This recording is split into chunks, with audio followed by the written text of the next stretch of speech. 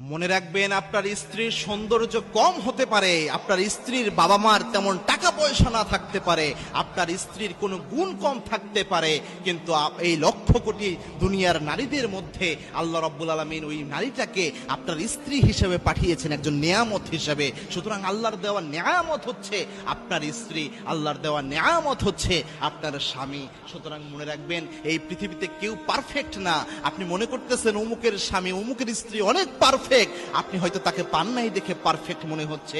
কাছ থেকে একটা জিনিস দেখা আর দূর থেকে একটা জিনিসকে অনুমান করা এক জিনিস নয়। নদীর ওপারেতে ছাড়িয়া নিঃশ্বাস, এই পারেতে সর্বসুখ আমার বিশ্বাস। ওই পারে যদি আপনি চিন্তা করেন এই পারে সর্বসুখ, এই পারে থেকে যদি চিন্তা করেন ওই পারে সর্বসুখ, আসলে কোনো পাশেই পরিপ্রকৃত সুখ নেই।